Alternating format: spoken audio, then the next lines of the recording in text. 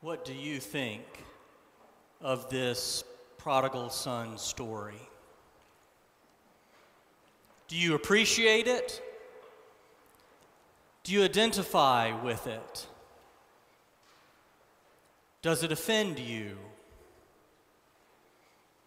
Why do we keep telling this story some 2,000 years after Jesus first told it?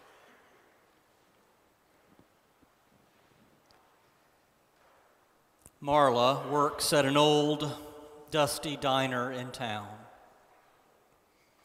She usually works the night shift so that her roommate can keep an eye on Marla's 2-year-old son. She doesn't really know who the baby's father is. She has a couple ideas, but not that it would matter. None of the men she's dated are really father material. Growing up, she had 2 parents and a brother, regular middle-class family. In high school, she had dreams of becoming a teacher. She applied to a couple colleges. But then, I guess you could say, she fell in with the wrong crowd. She stopped going to school, stopped going to church, stopped doing a lot of things. After an argument with her parents, she left home. She hadn't seen them in a few years. They came to the hospital when her son was born, hoping that this might lead to a reunion, restoration of their relationship. But when her parents came back the next day, Marla had left against medical advice, not telling the nurses where she was going. Without any real skills to speak of and a baby to be responsible for, Marla found this job waitressing at the diner. The money wasn't great, but what else did she know how to do? One day, just last week, Marla was telling me about one of her favorite customers. He came into the diner often, and usually he brought in 1 or 2 rather interesting characters. Sometimes he'd walk in with a man, sick and thin, who looked like he just got out of rehab. Other times he was there sharing coffee with a woman that everyone knew was a prostitute. One night, he even brought in a guy who said he worked for the IRS. There was no bottom to the people this man would bring into the diner. If I remember correctly, Marla said his name was Jesus. A few weeks ago, Marla was working the night shift and she was waiting on Jesus. This time he had come to the diner alone, but there was a table right next to his, filled with a bunch of men dressed in suits and ties. Marla had seen them in here before. They were from the local ministerial association. These ministers, they weren't the best tippers, but they were nice enough. Whenever the food would come out, they would hold hands and pray in a loud voice so all in the diner could hear them. This particular night, they were giving Jesus a hard time because of the kind of people he's been hanging around. The kinds of people he brought to this very diner. And to their dismay, Jesus didn't seem to see the problem with all this. Don't you know the message you're sending, Jesus? You claim to be a preacher or teacher like us. But who's going to believe you speak for God when you hang out with these people? Now, if you were preaching to them, setting them straight, well, that might be a different story. but you look like you actually enjoy being with them. Marla overheard Jesus say, well, you're right. I do enjoy being with them. They need my love and attention and grace just as much as you do. The only difference is they seem to know how much they need it. Realizing he wasn't getting anywhere with them, Jesus said, say, fellas, can I tell you a story? Marla, why don't you take a seat? I think you'll like this one too. There was once a young girl who grew up out in the country somewhere between here and Charlottesville. She had loving parents, but they were pretty strict. When she started to drive, she began sneaking out of the house and driving to her boyfriend's house. They suspected she had started drinking, trying other things too. They hated the music she listened to, the way she had been dyeing her hair jet black. They tried to see it as normal teenage rebellion, but it was just getting to be a little much.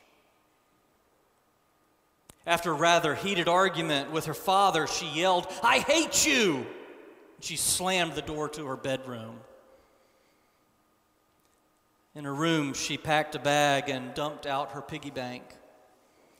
She hopped on her computer and bought an Amtrak ticket.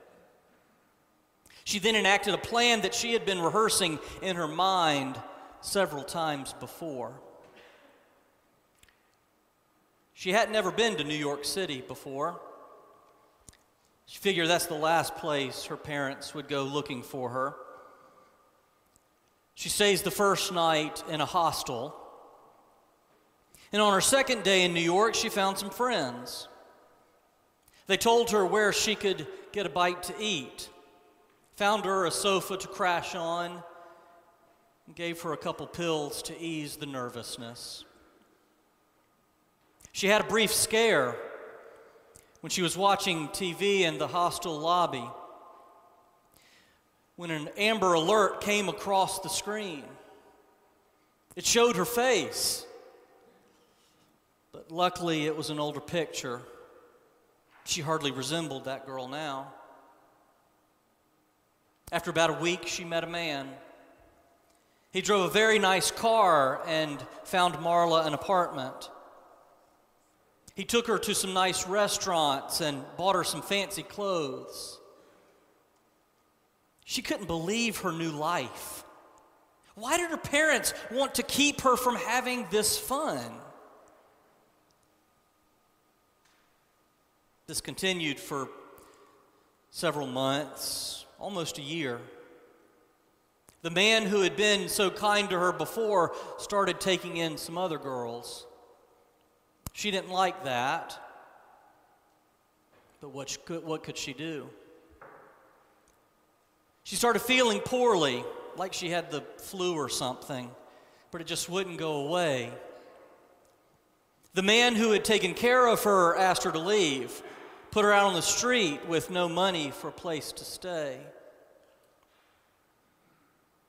She slept on some metal grates outside of some high-rise buildings. Well, not that she could sleep much. Her cough got worse. One night after dark, she's trying to get comfortable on her cardboard mat and sleeping bag, and she glances at her reflection in the window of the building she's sleeping in front of, and she's startled by what she sees there.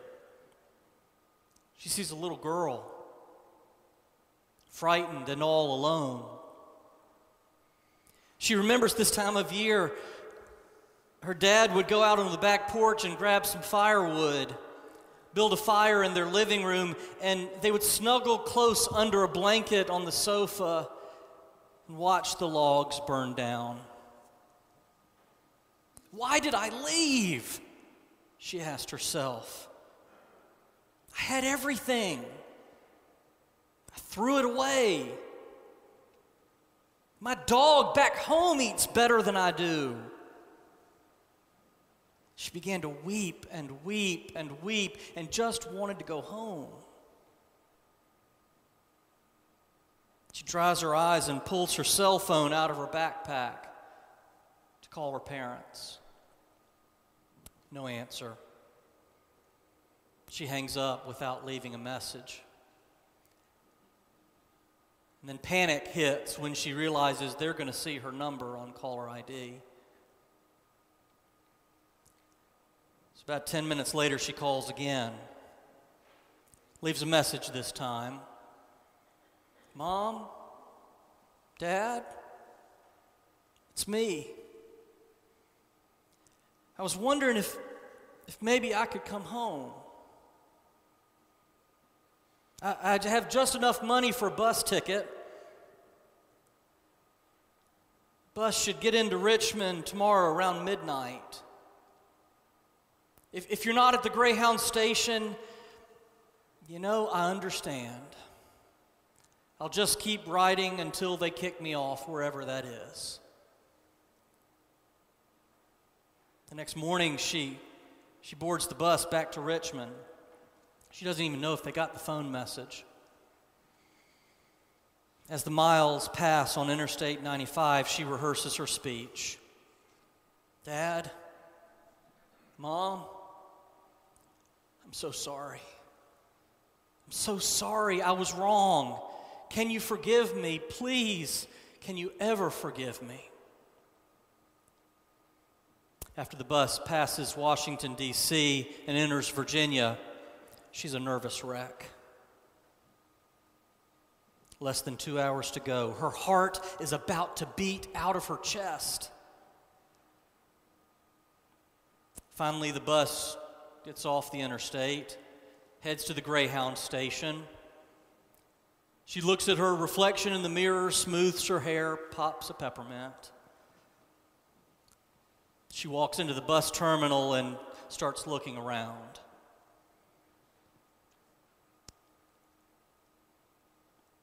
Never in a million years was she prepared for what she saw there.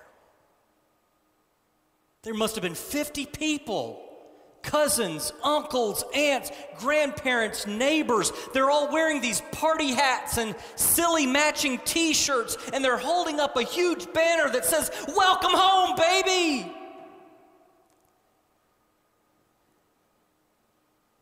And out from the crowd breaks her father. He grabs her and pulls her so close she can hardly breathe. The tears run down her face, staining his shirt. She begins her speech, Daddy, I'm so sorry. Shh, honey, there's no time for that, her dad says. Mama's back home preparing a feast. Let's get going. We can't be late for this party. Welcome home, baby girl. Welcome home.